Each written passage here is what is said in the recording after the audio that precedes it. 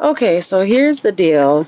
I don't really know how to do these things or how to edit videos or whatever, but I'm having like a very intense bipolar moment where I haven't slept for a few days. I woke up I went to bed at 8 o'clock and I woke up at 9. And so what that means is that I'm definitely having a manic episode. I can't stop walking around my house and cleaning stuff. It's kind of like I'm on drugs or something, but I'm not. I'm sort of tired, but at the same time, I don't really feel like sleeping at all. I just feel crazy. It's really hard to explain, and I'm going to put this on my YouTube channel and see if it gets any hits, because I just want people out there to know, especially people who are bipolar, to know that you're not alone. And if you feel fucking crazy, then you probably are, but, just talk to your doctor, get your meds adjusted, do whatever you have to do. So right now, my meds are, I'm on Lamictal and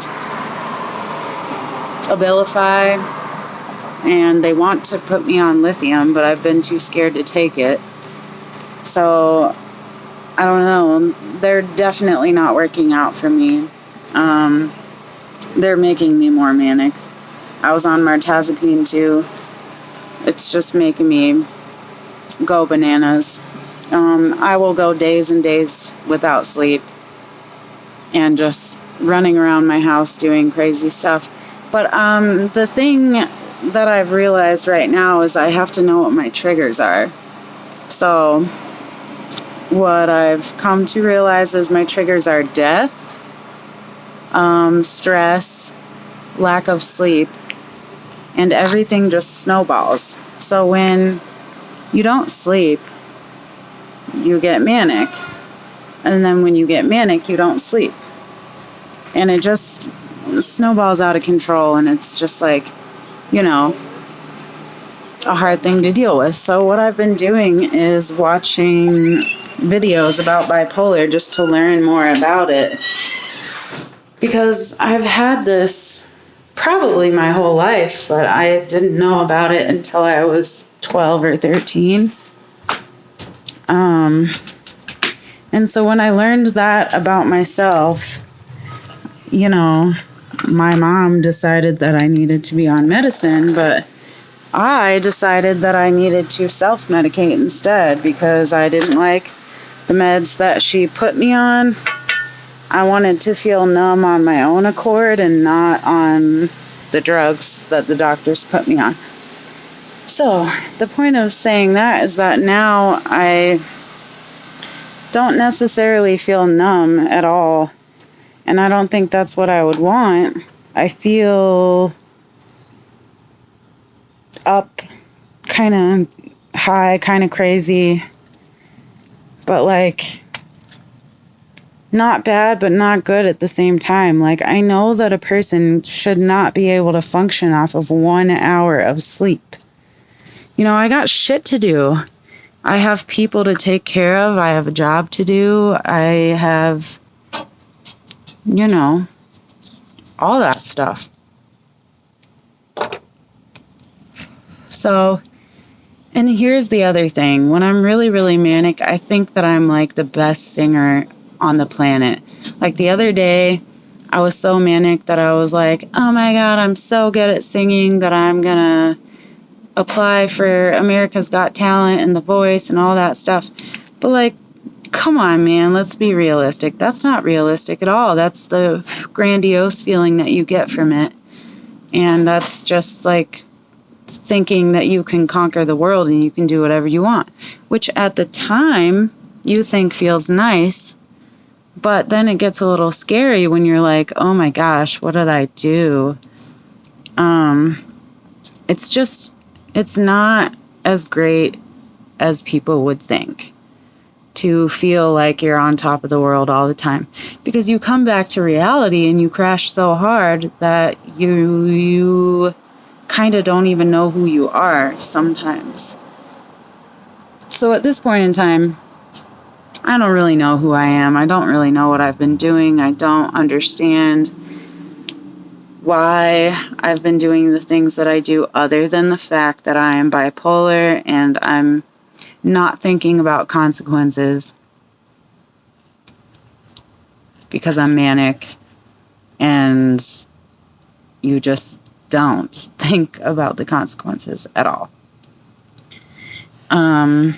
So this is my first video. I don't have very many subscribers or viewers at all, but you know, I am subscribed to a lot of people who talk about bipolar all the time, and I can't forget their names, but I might be able to tag them. My videos aren't going to be as great because I'm just talking about stuff, and it makes me kind of nervous to like be honest and pour my soul out to like the world, but I know I am not alone, and I want other people to know that they are not alone as well. I think I'm talking too fast. I feel like seem drunk. Like that's always what happens with my bipolar, is people are like, oh, you must be drunk or on drugs. No, I'm not. I'm just really up right now. So if you have this problem, please comment below. Tell me what you think. Tell me if you're feeling the same kinds of things. And any advice that I can give anybody, I will. Because I've been struggling with this since I was 12 years old. And I used to do weird stuff before I knew what it was. Like, I would put my hoodie up and roll around the hallway in the middle of school in junior high, and for attention, or just because I was like so crazy and unmedicated and I had no idea what was wrong with me, that I would just do that. It makes no sense, but like it does to me now, because I've been doing so much research and watching these other people's videos, that like all of this crazy stuff makes a lot more sense to me. So I would suggest, if you are only watching this video, dive deeper, go into the rabbit hole and find all the videos that you can to like understand yourself and decide if you want to be medicated or not.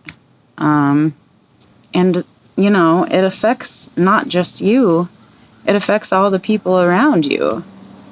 So when you're going bananas and you think that you're awesome, you're not. You're freaking people out. Well, I don't mean to make people self-conscious, but it's just what I have come to realize, is that it's a little bit much. And it's hard to have any kind of relationships when you are so up that you think you're doing great and you're not. You just aren't. I hate to explain it in that manner because, you know, we understand each other as bipolar people when we get together and we talk about our experiences and how we feel. It makes perfect sense. We're like, yeah, that is exactly what happens. But some people don't see it. Some people who are in the middle of that, they don't notice that they are. And they need somebody to ground them and bring them back to reality and say, hey, it's going to be okay. This will pass. And you're not going to feel like this forever. But the last manic episode that I had before this one that I'm having right now was for 3 months. So because my trigger was that my grandma died and my dog died all in the same month, and then we went on a family trip to go to my grandma's funeral, and it was just so much for me that I even ended up self-medicating and getting arrested. So these are things that you need to watch out for. Look for your triggers, understand what they are. Try to have somebody, if you have a good support network, try to have somebody know that you're getting to that point, because you might not see it. And, try to bring yourself down a notch. It's hard to control. I mean, we're just out of control people. And not all the time, but a lot of the time. And that's okay. It's just that people need to adapt to how we are, and we have to adapt to how we are, and we have to do whatever we can to just get by in life sometimes. You feel like you're losing it by the end of a manic episode, and then you crash, and you get really sad, but you understand, like, that's just how it is, and it doesn't have to be like that all the time. You don't have to medicate yourself. There's all kinds of stuff out there. If you don't want to take medication, there's CBD oil, there's meditation. I mean, you can really pick whatever works for you, and that is the most important thing. You find out your triggers, you find out what works for you, and you do it. Right now, I've been trying different medication for a very long time, and it can be discouraging because you don't always find the right combinations. But once you do, I hope and think that it will, from the videos that I've been watching, once you find the right medications. I mean, even my boyfriend can tell when I'm not taking my meds, and I can't. So I guess they're working when I think they're not, and because I'm different. He says in a good way. So that's good, I guess. But some of us like being manic for a little while until it goes too far, and you're doing things that you would never normally do, and essentially being a different person. But none of us are bad. We're all good people at heart.